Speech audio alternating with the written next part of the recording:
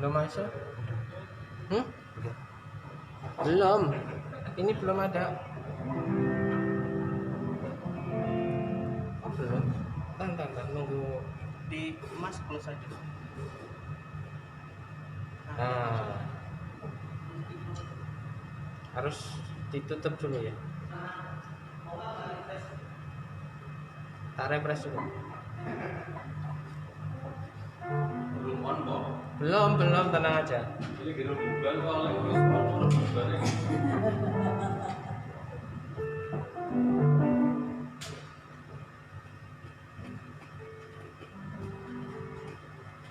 On loh.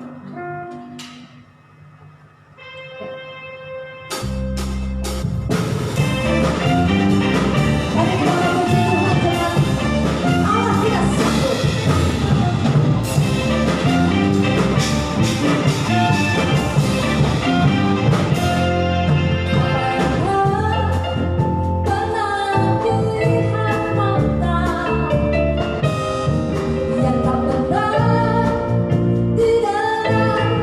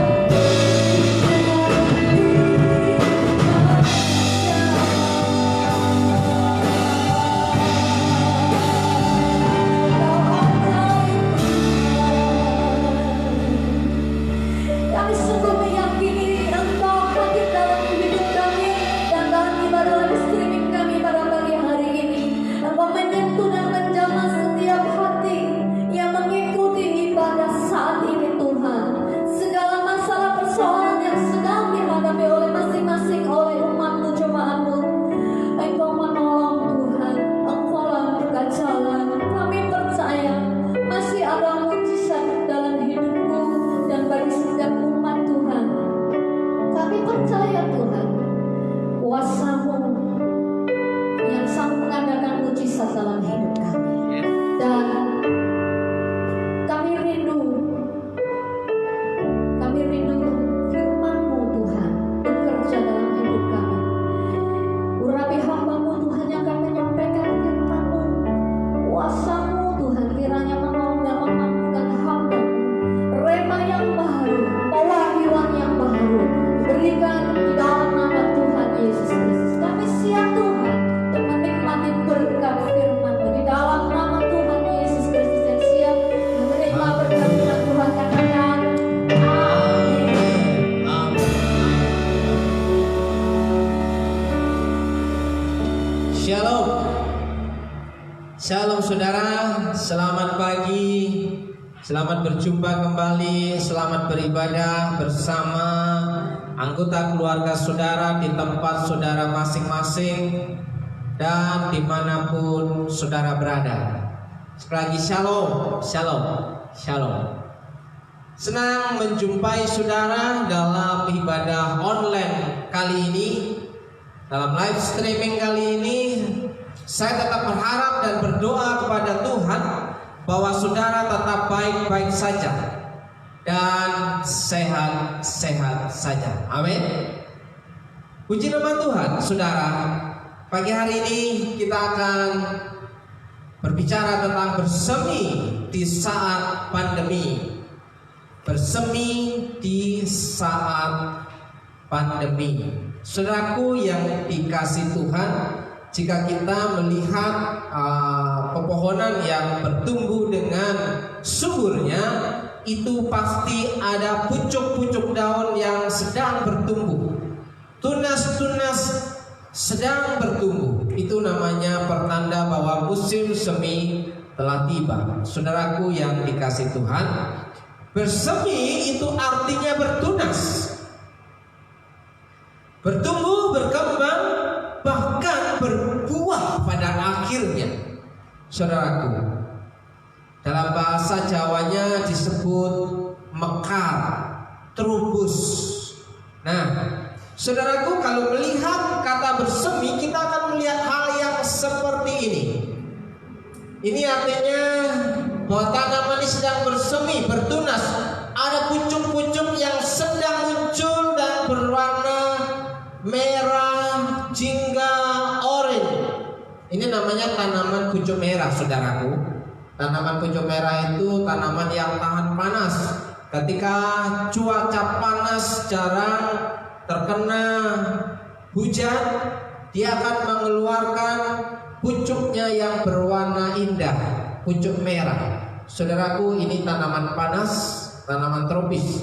Sehingga ketika kita menanam sebagai tanaman hias, ini akan melihatnya dengan sangat senang karena merasa sejuk, puas dan indah.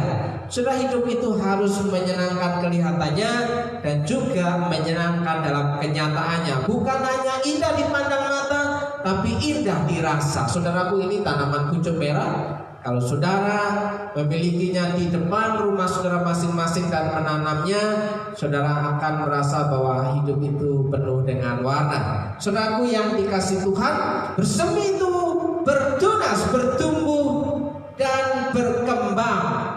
Bahkan setelah berkembang diharapkan untuk berbunga. Berbunga seperti setangkai dua tangkai bunga plastik ini, saudaraku.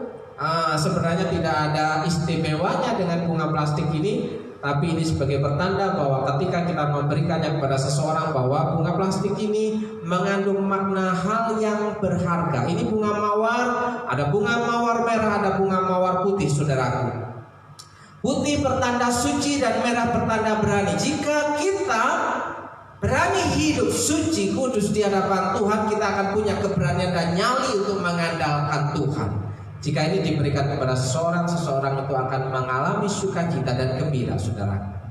Saudaraku, apakah saudara sudah pernah mendapatkan setangkai bunga mawar?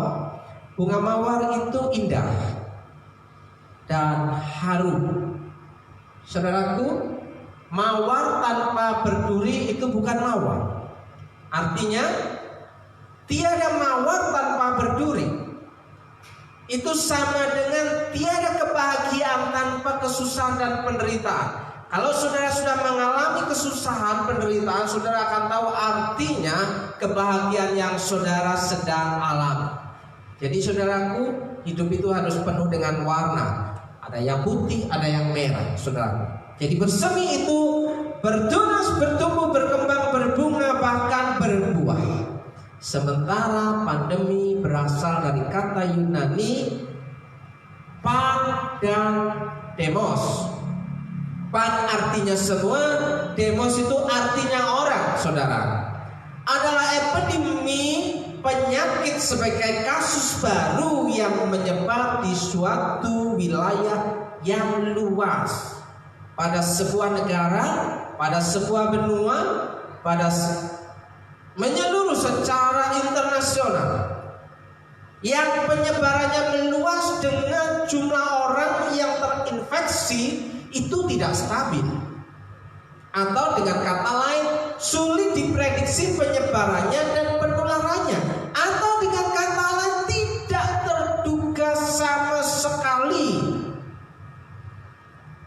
Nah, itu dinamakan pandemi. Jadi ada kesusahan di saat pandemi, ada kesulitan di saat pandemi, ada hal yang membuat hidup kita harus berubah, cara bekerja, cara berpikir, cara bertindaknya di kala pandemi, saudaraku. Di situasi yang seperti ini, saudaraku, hidup ini harus tetap bersemi, bertumbuh, bertunas, dan berbunga, bahkan berbuah. Jadi di saat pandemi sekarang ini, pada saat situasi sulit dan melilit kehidupan kita, maka orang percaya imannya harus tetap bersemi, bertunas, bertumbuh, berkembang, bahkan berbuah, tetap mekar di saat sukar. Mekar, selalu bergerak, mengeluarkan pertumbuhan dalam kehidupan beriman kepada Tuhan. Makanya di saat sulit seperti ini, saudaraku, ada banyak perubahan. Bisa orang jatuh terpuruk tanpa lagi mengindahkan Tuhan, atau justru sangat dekat dan mencari Tuhan dalam setiap aspek kehidupannya. Tapi saya mau mengingatkan kepada saudara, situasi sulit atau situasi senang, mudah, itu pun harus tetap saudara yang percaya kepada Tuhan harus punya iman yang bertumbuh. Tapi pada kala saat ini, saudaraku, saat pandemi, pada saat sulit seperti ini, kesusahan seperti ini, yang mau menjangkau, yang dialami oleh semua orang, tidak hanya segelintir orang, itu harusnya kita semakin bertumbuh, bersemi iman kita kepada Tuhan, semakin kuat untuk percaya dan mengandalkan Tuhan, semakin intim kita kepada Tuhan, saudaraku. Jadi esensi inti ibadah kita, esensi atau inti ibadah Kristen itu adalah kita akan melihat apa yang sesungguhnya terjadi dalam Injil Matius pasal yang ke-13, saudaraku. Injil Matius pasal yang ke-13 ayat pertama sampai dengan ayat yang ke-23. Kita akan periksa, kita akan gali, kita akan coba untuk mengerti, menangkap makna yang tersurat dan yang tersirat pada kehidupan kita saat ini, saudaraku. Jadi saudaraku, pada bagian yang pertama, ayat yang pertama pada pasal yang ke-13, pada hari itu keluarlah Yesus dari rumah itu dan duduk di tepi danau. Wah, keren kan saudara? Yesus pada zamannya itu, ya, pada suatu hari ia keluar dari rumah dan duduk di tepi Bisa membayangkan saudara, ketika seseorang sedang duduk di tepi danau, itu artinya apa? Dia tidak bisa membawa sesuatu yang membuat nyaman, karena di tepi danau itu bisa duduk di atas pasir, bisa duduk di atas kayu, ya.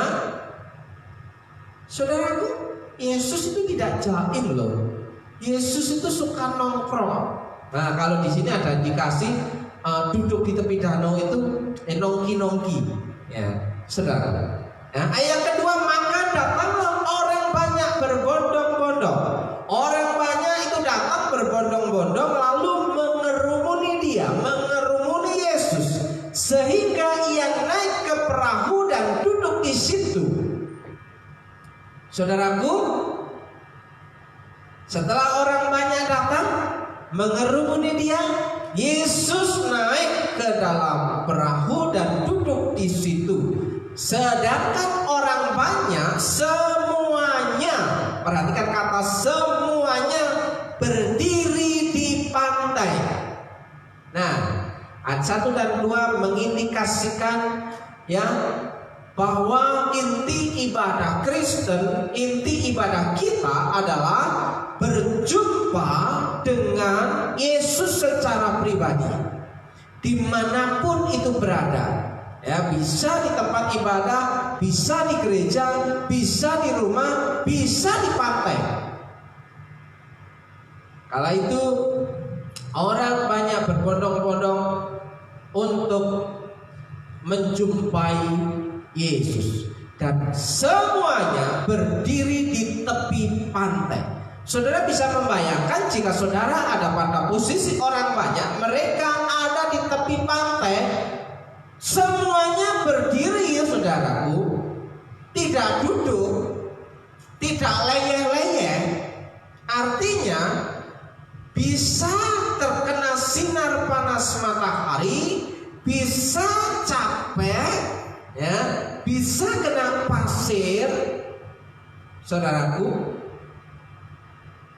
bisa bayangkan pada waktu situasi, pada waktu itu orang banyak itu mencari Yesus, mereka rela bertahan kena jemur sinar matahari, berdiri berlama-lama di situ.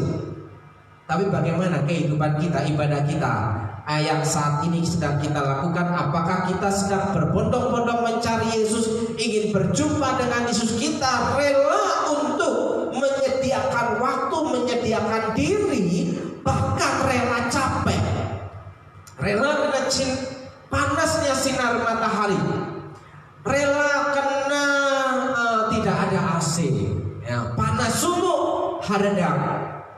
Saudaraku, ada banyak orang Kristen pergi ke gereja, pergi ibadah, mencari kenyamanan dirinya sendiri. Entah dia berjumpa dengan Yesus, entah dia berjumpa dengan siapa.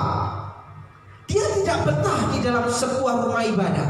Dia tidak betah mendengar khotbah pendetanya. Dia tidak betah dan tidak nyaman dalam posisi duduknya. Goyang kiri, goyang kanan, berdiri, utek-utek HP. Mending kalau HP-nya itu yang dibuka Alkitab, saudaraku. Terus keluar, cari udara keluar, sementara yang lain pada ibadah, sementara yang lain pada mendengarkan firman. Keluar pura-pura ke kamar mandi. Kamar mandi pun lama pula. Ngapain lama-lama di kamar mandi, saudara? Pada saat jam ibadah harusnya ya sudah dipersiapkan. Kalau kebelet pipis, ya ke kamar mandi sebelum ibadah, supaya pada saat jam ibadah tidak keluar masuk, keluar masuk, keluar masuk. Saudara, jadi apa bedanya ibadah kita dengan ibadah orang banyak yang mereka menjumpai, mendatangi Yesus di tepi danau, yang notabene pasti panas, saudaraku, kalau siang. Ya kalau pagi jam 6, jam 7 masih ya sejuk, saudaraku. Coba jam 9 di tepi danau, wow, saudaraku, ya bisa gosong kulitmu, ya bahkan pakai apa Mas Syukur? Pakai sarung tangan yang panjang sampai lengan itu? Manset. Wah, pakai manset saudara, biar gak gosong sudah itu pakai sarung tangan. Wah, setelah itu pakai topi yang lebar, pakai penutup aja maskeran. Wah, supaya tidak kena sinar matahari langsung, supaya tidak gosong saudaraku. Saudaraku, berjumpa dengan Yesus itu rela membayar harga. Panas-panasan oke, ya. Sumuk oke. Sumuk itu apa Mas Jo? Ya harga lah ya. Ya berkeringat. Ya kondisi tidak nyaman, saudaraku. Oke, ya. Tahan berdiri juga oke. Ya. Tidak dapat tempat duduk, ya oke juga. Ya. Mau duduk di depan, oke. Duduk di belakang juga oke. Ya. Tapi kalau duduk di belakang jangan tidur ya. Karena kalau sudah dekat AC itu pasti enak, nyaman, saudara. Jadi perenungan kita saat ini, apa esensi inti ibadah kita kepada Tuhan? Kita datang kepada Tuhan mencari Tuhan, atau sedang mencari kenyamanan, atau sedang ingin menghibur diri?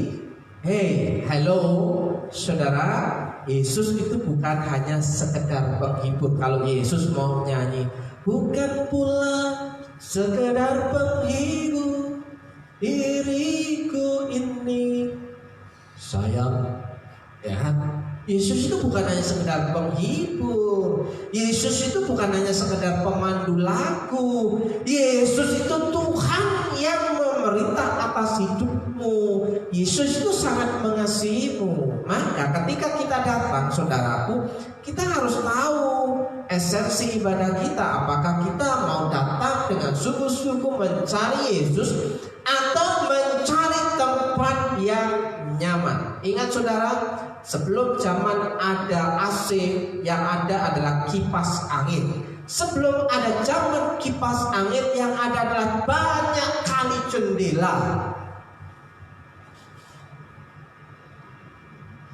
Sebelum ada tempat orang bisa di luar, di halaman. Nah, bagaimana dengan ibadah saudara hari ini? Apakah saudara sedang mencari Yesus, atau saudara sedang mencari hamba Tuhan, pendeta yang hebat khotbahnya?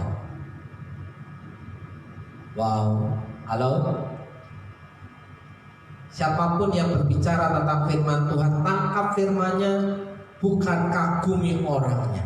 Boleh saudara mengagumi, suka dengan seseorang, tapi yang lebih penting saudara menangkap firman dan melakukan. Itu esensi ibadah. Esensi ibadah itu sesungguhnya adalah berjumpa dengan Yesus, mengalami pertobatan. Bukankah awal pelayanan Yesus? Yesus berkata, bertobatlah, kerajaan surga sudah dekat. Kerajaan surga sudah dekat atas hidup saudara. Ketika musisat dalam kehidupan seseorang itu dipertontonkan, itu pertanda bahwa kerajaan Allah sudah dekat, saudaraku. Mendengar Yesus berfirman, mendengar Yesus berbicara, mendengar Yesus bersabda, dan melakukannya dengan setia, itu esensi ibadah, inti ibadah kita.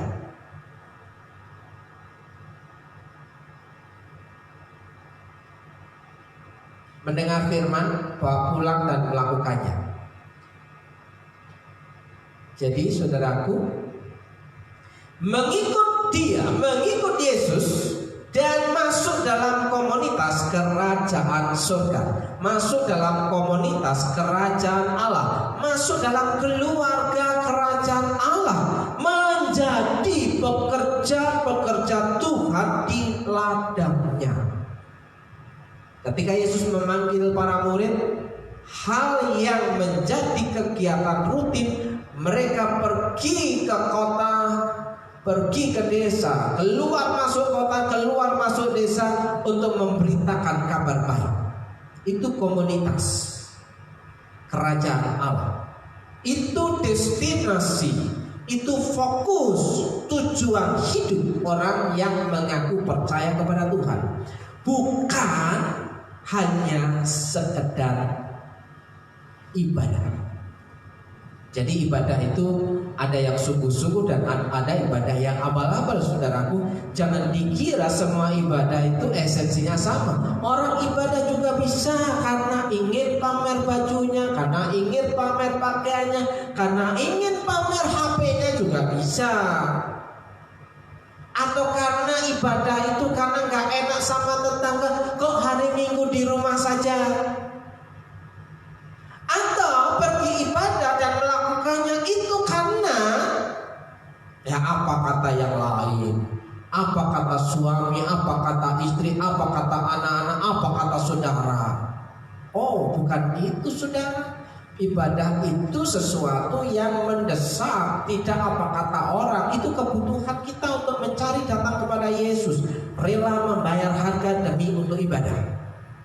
Semuanya berdiri di pantai, seperti orang banyak yang berbondong-bondong mendatangi menjumpai Yesus. Mereka rela berdiri mendengar Yesus berbicara, mendengar Yesus bersabda, mendengar Yesus berfirman. Jadi inti ibadah kita adalah datang berjumpa dengan Tuhan Yesus pada saat ibadah, pada saat memuji, pada saat menyanyi, pada saat menyembah, pada saat mendengar firman dan melakukan rema firman yang kita terima. Saudaraku yang dikasih Tuhan, sampai lupa laptopnya saya tutup. Kita kirain ini apa? Laptopnya layar sentuh, rupanya sentuhannya tidak mempan, saudara. Tujuan ibadah berjumpa Yesus dan melakukan firman dalam hidup sehari-hari demi nama Tuhan itu dimuliakan. Saudaraku yang dikasih Tuhan, kalau join mic-nya tolong mintakan diri. Adalah berjumpa Yesus dan melakukan firman-Nya. Ini aja. Atau yang mic WL. Mic WL.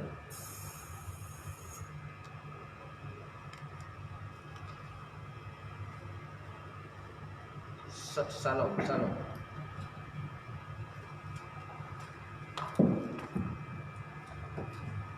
Saudaraku yang dikasih Tuhan,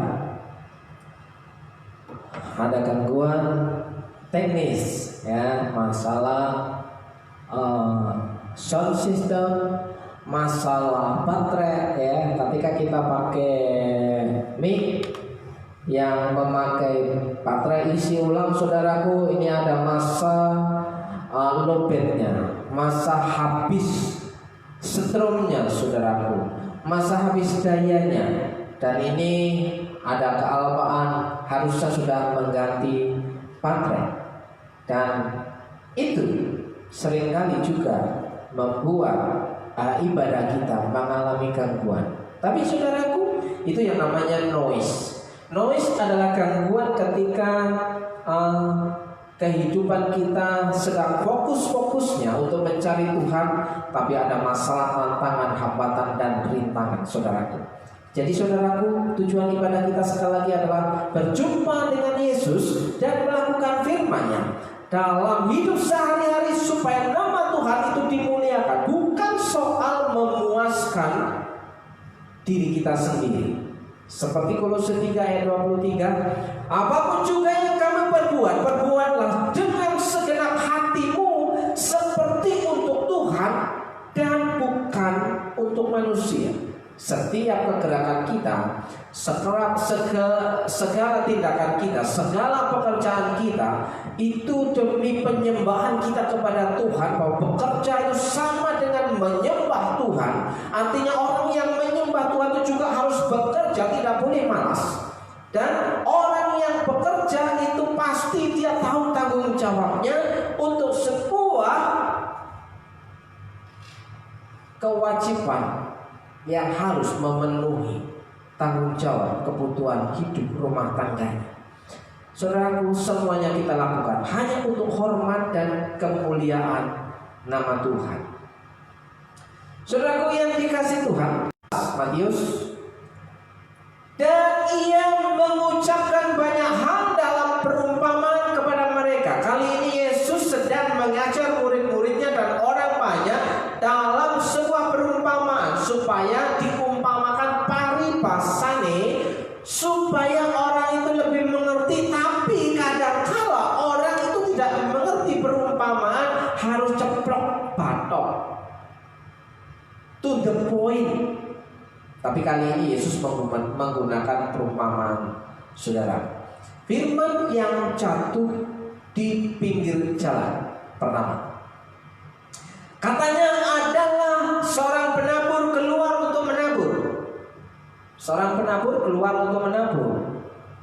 Ayat yang keempat, pada waktu ia menabur, sebagian benih itu jatuh di pinggir jalan.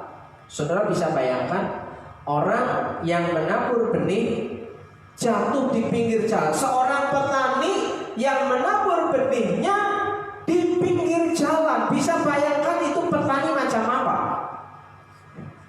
Nah, Iskia mulai ketawa. Masa seorang petani menanam benih jagung di pinggir jalan? Saudara tahu tanah di pinggir jalan itu keras atau empuk? Kira-kira keras atau empuk, Is? Keras. Oh, keras. Ya. Sebagian benih itu jatuh di pinggir jalan yang pertama keras. Lalu datanglah burung dan memakannya sampai habis. Ya. Oh, cuma dijatuh di pinggir jalan, datanglah burung dan memakannya sampai habis, saudara. Apa arti makna dari perumpamaan itu? Ayat 18, karena itu dengarlah arti perumpamaan pemenabur ini. Kepada setiap orang yang mendengar firman tentang kerajaan surga. Saudaraku, kitab Matius pada awal sudah dimulai, ya, dalam pelayanan Yesus, bertobatlah, kerajaan surga sudah dekat. Ya, saudaraku, jika kita berbicara tentang kerajaan surga, bukan masalah hidup penuh bergelimangan dengan harta, hidup yang mewah. Tapi soal kerajaan surga itu adalah berbicara tentang mendengar kabar tentang bagaimana Allah memerintah dalam kehidupan saudara dan saya. Jadi bertobatlah, kerajaan Allah sudah dekat. Bertobatlah, kerajaan Allah sudah dekat. Itu artinya bahwa Allah sedang memberikan arahan, petunjuk dan perintah untuk yang kita kerjakan. Kabar baik itu harus diberitakan, saudaraku. Saudaraku, kerajaan Allah atau kerajaan surga, di dalam Roma 14 ayat 17 dikatakan, sebab kerajaan Allah bukanlah soal makanan dan minuman, tapi dalam mengerjakan pekerjaan dalam kerajaan Allah, saudara pasti menemukan makanan dan minuman. Ya, kalau gak makan dan minum, kencot dan haus toh. Ya. Tetapi soal kebenaran, damai sejahtera dan sukacita oleh Roh Kudus. Kerajaan Allah, kerajaan surga itu berbicara masalah kebenaran, damai sejahtera, sukacita oleh karena Roh Kudus. Jika Roh Kudus itu mendatangi hidup saudara, bekerja dalam hidup saudara, saudara akan insaf dan bertobat, percaya kepada Tuhan. 1 Korintus 4 ayat 20, sebab kerajaan Allah bukan terdiri dari perkataan, bukan terdiri dari perkataan, tetapi dari kuasa. Maka pada pasal 13 ke sebelumnya, pasal yang kelima, pasal yang ke-6, pasal yang ke-7, 8, 9, 10, 11, 12 itu berbicara masa-masa pemberitaan kerajaan Allah sudah dekat, kerajaan Allah sudah dekat. Dan di situ berbicara masalah demonstrasi kuasa Allah, dan orang banyak berjumpa dengan Yesus, melihat kuasa Allah yang sedang didemonstrasikan oleh Yesus dan para muridnya pada waktu itu. orang sakit disembuhkan,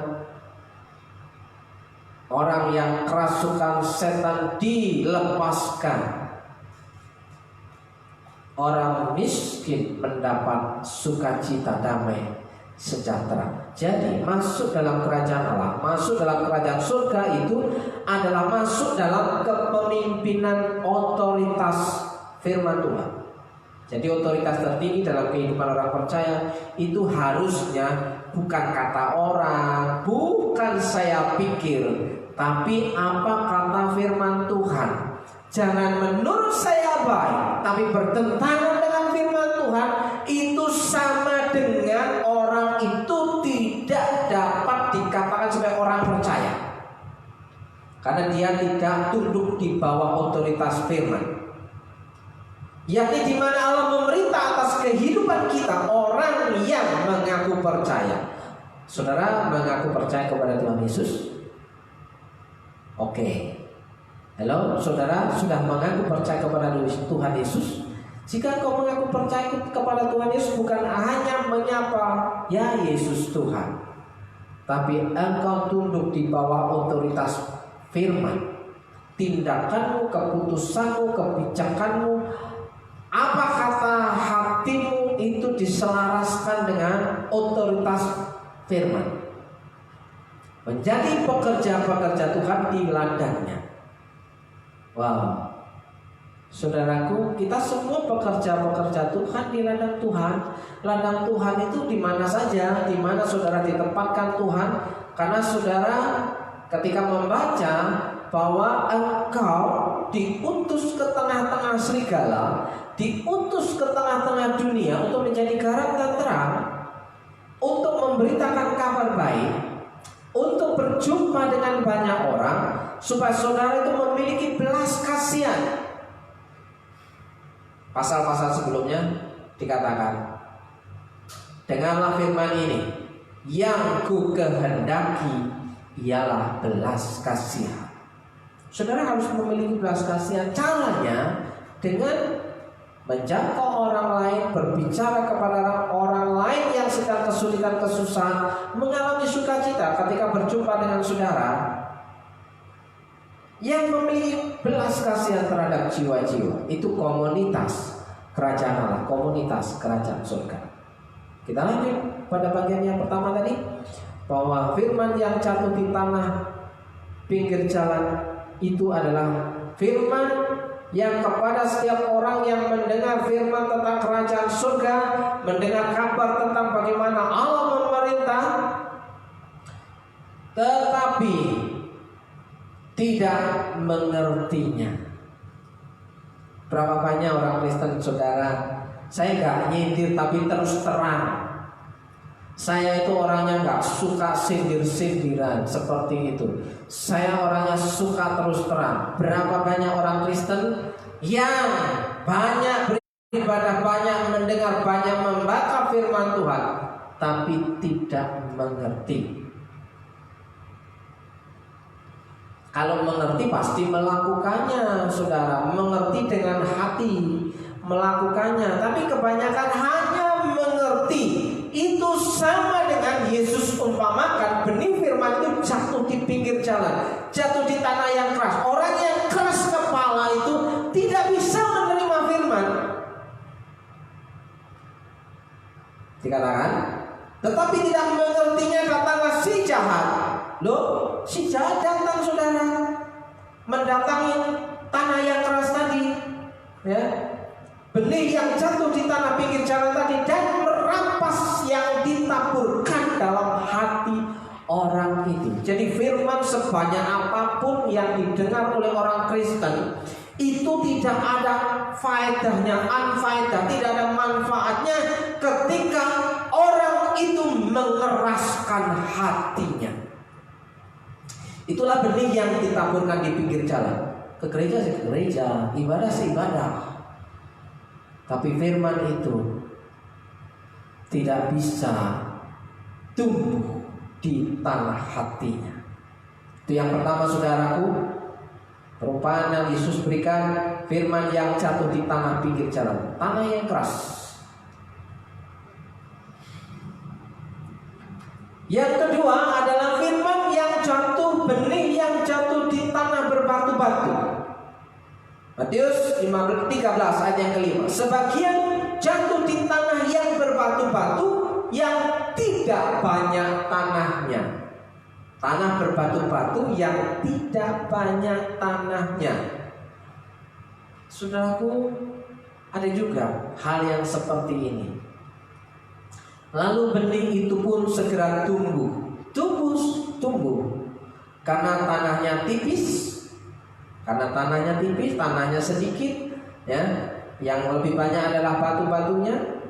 Tetapi sesudah matahari terbit, layulah ia dan menjadi kering karena tidak berakar. Ya, tumbuh seperti kecambah, tapi akarnya itu yang nempel di tanah itu sedikit, kena sinar matahari, ya, akhirnya kadar air dalam tanah menguap, tanahnya kering dan panas, layulah tanaman itu, saudara. Seperti tanaman ini, kenapa ini bisa bersemi, bertumbuh, mengeluarkan daun yang sesuai namanya, pucuk merah? Bersemi karena dia tumbuh dan berakar di tanah yang cukup kuat untuk dia hidup, saudara, sehingga hidupnya bertahan lama. Walaupun dibawa kemana-mana, walaupun sudah dibungkus seperti ini, dibungkus plastik seperti, dia kan masih bertahan hidup. Satu hari masih bertahan karena tanahnya mengandung kadar air, saudara. Jadi untuk hidup juga diperlukan air yang banyak. Air hidup, air kehidupan. Yesus itu adalah air kehidupan yang membuat hidupmu dan hidupku bisa bertumbuh dan berkembang, bahkan berbuah. Apa artinya firman ini, saudaraku? Ayat 20, benih yang ditaburkan di tanah yang berbatu-batu ialah orang yang mendengar firman itu dan segera menerimanya dengan gembira. Ketika datang ibadah, saudaraku, kita bayangkan suasana ibadah. Ada banyak orang Kristen datang beribadah, ada banyak orang Kristen mendengar, melihat, menonton video di YouTube, ya, mendengar, melihat, menonton live streaming. Dia ketika mendengar firman Tuhan diberitakan, dia sukacita dengan gembira sekali. Yes, haleluya, yes, haleluya. Ada amin, saudara, amin. Ya, untuk aminnya tidak pulang. Ya.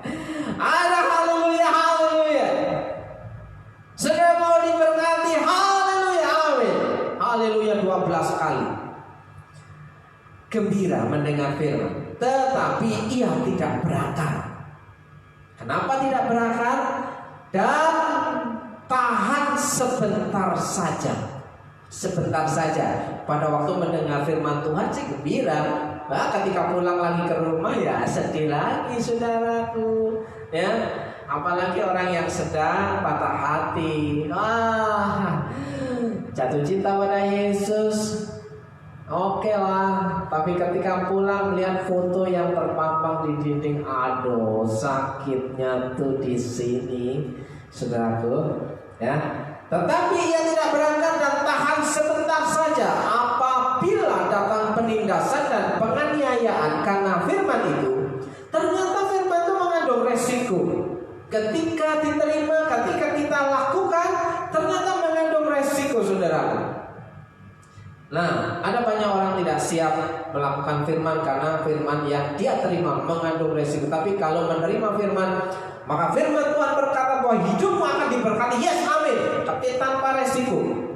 Jangan lupa, ayat itu berbunyi, ayat atas dan ayat bawah pasti ada sesuatu yang berlanjut, tidak titik dan berhenti sampai di situ, saudara. Jika engkau mendengar baik-baik firman Tuhan yang kusampaikan padamu pada hari ini, nah ingat saudaraku, Ulangan pasal 28, dan melakukannya dengan setia, maka berkat-berkat ini akan diperintahkan mendatangi hidupmu. diberkati hidupmu. Nah, ketika diberkati amin. Tapi ketika pada ayat yang pertama berkata, jika kau mendengar baik-baik dan melakukan dengan setia, diam 1000 pasang. Nah, saudara, ini firman yang jatuh di tanah yang berbatu-batu. Ya, tidak berakat dan tahan sebentar saja. Nah, itu namanya amat-amat apa? Gak tahu amat-amat lain? Oh ya sudah, berarti Hizkia ini masih polos bener. Ya kan? Bertahan sebentar saja, demnyar. Kalau masih anyar ya, senang banget dilus-elus. Kayak sama dengan waktu saya ketika membeli pohon pucuk merah ini ketika masih baru, tiap hari pagi, siang, dan sore itu saya sirami. Tapi ketika sudah ada tanaman yang baru lagi, yang lebih mahal lagi ya, nah ini kadang-kadang terlantar sudah. Bukan begitu maksudnya. Nah, seperti pada waktu musim batu akik, wah saudaraku, seperti ini, seperti berlian. Sampai tidur pun dibawa-bawa, dilus, digosok-gosok, dikasih minyak angin, padahal akiknya tidak masuk angin. Ya dilus, terus dikasih minyak angin, biar mengkilat kok. Gitu kan. Saudaraku, betapa itu jatuh cinta, berjuta rasanya pada kala pertama. Tapi itu ada kalanya cuma hangat-hangat di awal saja, saudara. Demnyar, tidak kontinu, tidak konsisten, tidak berkelanjutan. Tetapi ia tidak berakar dan tahan sebenarnya apabila datang penindasan atau penganiayaan karena firman itu, orang itu pun segera murtad. Murtad itu artinya juga banyak, saudaraku. Yang pertama yang jelas adalah dia menolak Tuhan, tidak mempercayai Tuhan, dia meninggalkan Tuhan. Murtad itu artinya abai. Murtad itu artinya sudah tidak mau lagi dengan sesuatu yang baru dia terima dengan gembira, tiba-tiba dia tinggalkan begitu saja. Itu pun juga murtad, saudaraku. Dengan kata lain, tidak setia. Lebih parahnya, dia adalah seorang pemberontak. Dalam firman Allah yang itu, tetapi ia mudah terpengaruh. Orang yang mudah terpengaruh ketika menerima firman, ada omongan di sebelah kanan, sebelah kiri, depan, belakang, dia terpengaruh sehingga benih-benih itu tidak dapat berakar dalam. Tidak dapat berakar dalam, saudara. Cetek, ya, seperti tanaman yang jatuh, tanaman yang tumbuh di tanah yang berbatu-batu itu salah satu contoh tanaman yang bisa hidup di tanah yang berbatu-batu adalah tanaman nanas. Tanaman nanas madu yang dijual di banyak pinggir-pinggir jalan di Purwokerto itu hasil tanaman yang ditanam di tanah yang berbatu-batu. Tahan kering, nanas itu tahan kering, saudaraku. Mending kalau benih nanas yang ditabur di tanah yang berbatu masih kuat, saudaraku. Dia bisa mencengkeram batu, dia bisa menghisap air, kadar air mineral dari batu, saudara. Tapi masalahnya itu tanaman jagung, tanaman padi jatuh di pinggir jalan, di totol ayam, totol pitik, ya, tumbuh sebentar, layu kena sinar matahari. Ya, begitu ia mengalami kesusahan, saudaraku, atau penganiayaan oleh karena kepercayaan yang ia percaya, yang ia terima, begitu semangatnya padam dan ia pun murtad. Semangatnya padam, yang tadinya mengebu, itu artinya memiliki cinta yang mula-mula. Orang yang memiliki kasih yang mula-mula kepada Tuhan, mau diajak apa aja, kemana saja, ayo kita ibadah, oke, ayo, tanpa mikir yang lain. Tapi ketika semangatnya mulai padam, itu artinya dia sedang, firman itu jatuh di tanah yang berbatu-batu. Saudaraku yang dikasih Tuhan, yang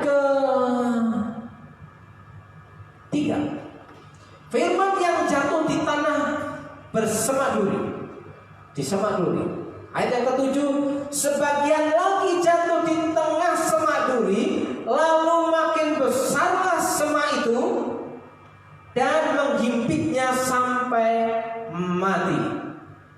Menghimpitnya sampai mati. Yang ditaburkan, artinya yang ditaburkan di tengah semak duri ialah orang yang mendengar firman itu, lalu kekhawatiran dunia karena di saat pandemi saat ini imannya tidak bersemi, tidak bertunas, tidak bertumbuh, mengalami kekhawatiran, apa yang harus aku makan, bagaimana pekerjaanku, apakah masih bisa berlanjut, apakah aku kena PHK atau tidak, apakah aku kena PHP sama si doi. Ya, saudaraku, dan tipu daya kekayaan menghimpit firman itu sehingga tidak berbuah. Hal ini melambangkan orang yang mendengar berita itu, tetapi kekhawatiran akan kehidupan yang sekarang ini di saat pandemi seperti ini, dan ketamakan akan uang mendesak firman Tuhan. Ternyata uang itu juga bisa mendesak firman Tuhan, menyingkirkan firman Tuhan yang ia dengar dan ingin hidup mewah. Kemewahan itu tidak salah, tapi disesuaikanlah dengan isi kantongnya. Kemewahan itu tidak haram. Kemewahan itu bisa dinikmati, asal bisa menikmatinya, saudara. Nah, dan makin lama makin sedikit yang dilakukannya bagi Allah. Dulu pada waktu cinta mula-mula dia banyak bekerja di ladang, banyak berdoa, banyak membaca firman, banyak melakukan pekerjaan-pekerjaan yang untuk melayani pekerjaan Tuhan. Tapi ketika kekhawatiran dan ketamakan itu muncul, maka yang dilakukannya bagi Allah semakin sedikit.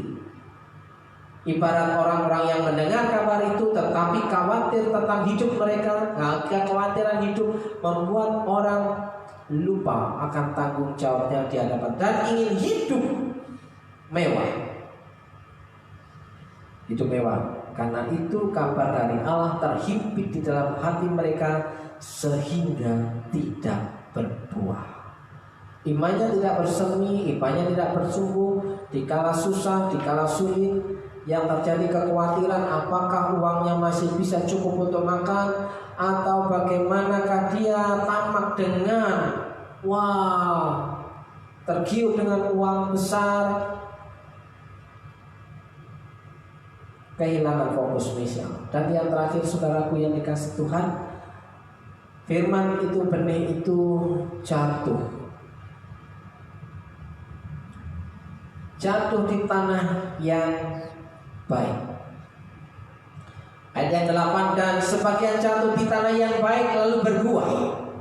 Kalau jatuh di tanah yang baik, di hati yang baik, di hati yang lembut, firman itu akan berbuah, bersemi, bertumbuh, berkembang, berbunga dan berbuah.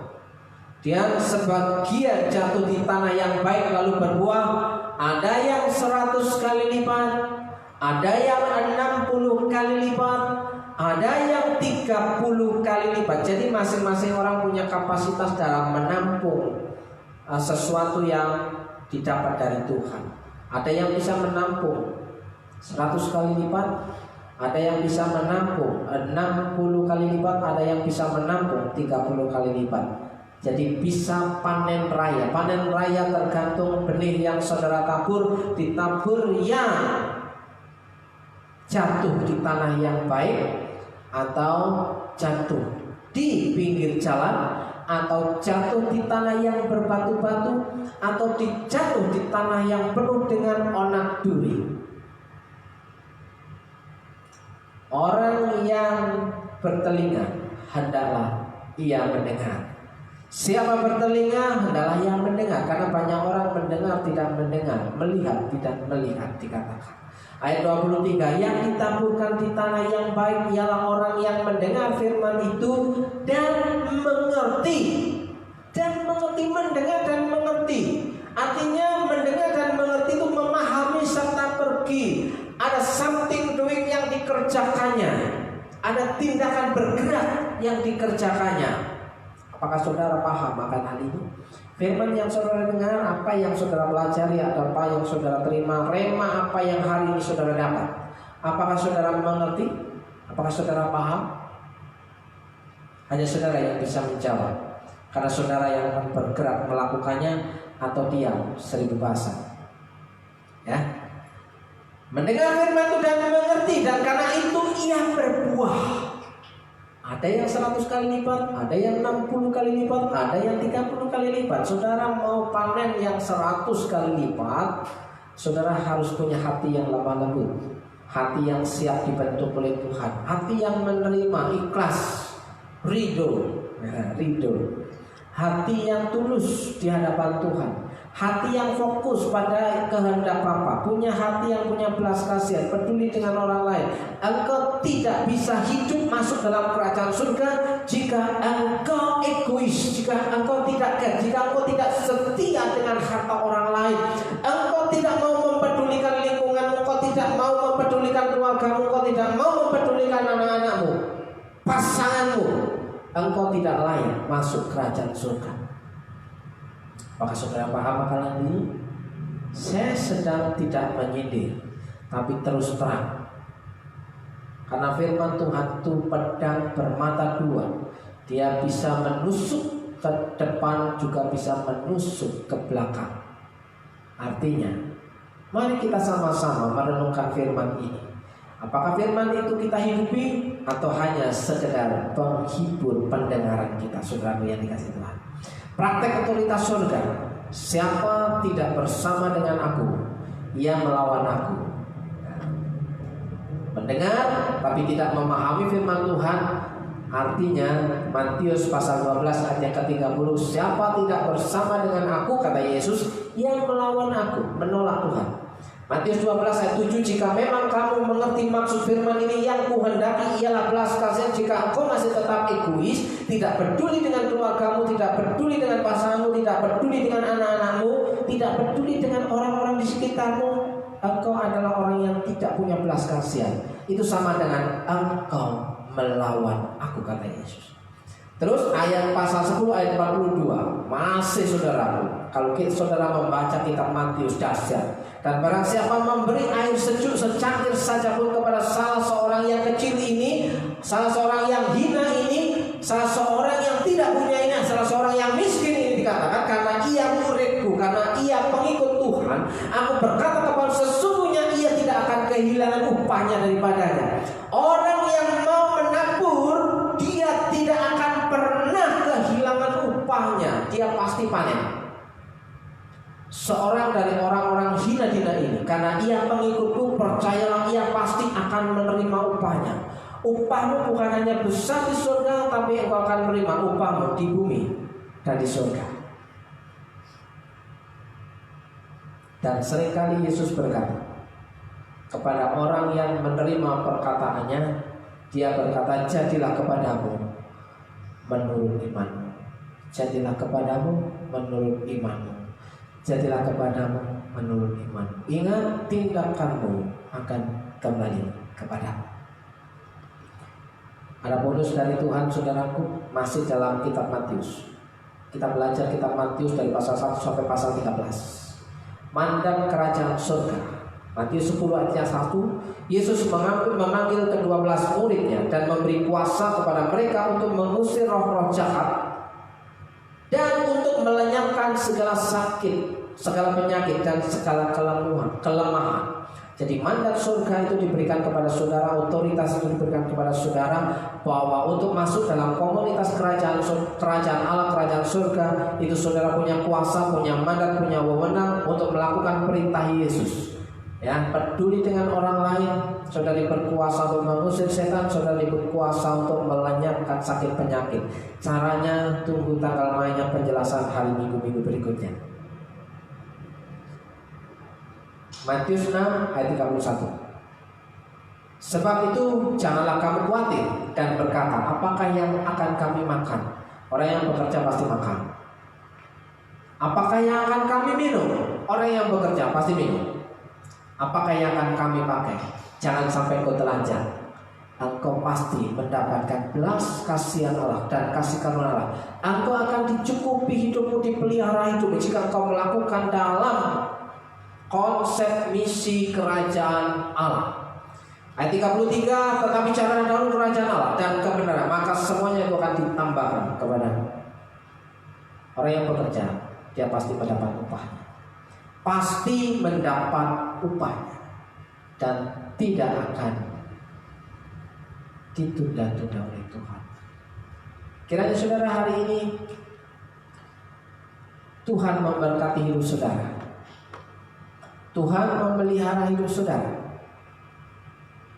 Semoga Tuhan itu berbaik hati dan bermurah hati kepada saudara.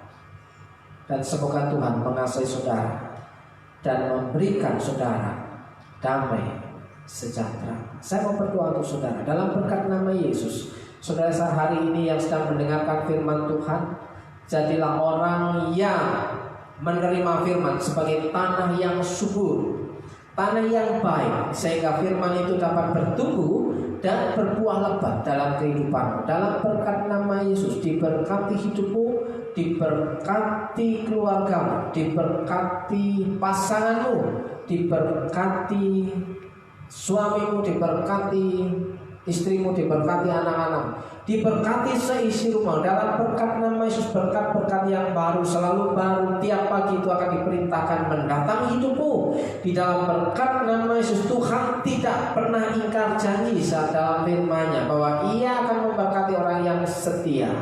Dengarkan baik-baik dan lakukan dengan setia kepada firman Tuhan. Dalam berkat nama Yesus, diberkati pekerjaanmu, diberkati usahamu, diberkati warungmu, diberkati tokomu, diberkati perusahaan di mana engkau bekerja. Engkau dibuat Tuhan naik dan bukan turun. Engkau akan tetap beruntung dan bukan bangkrut. Dalam berkat nama Yesus, saudara yang percaya bahwa Tuhan sanggup memberkati hidup saudara. Katakan amin, amin, haleluya.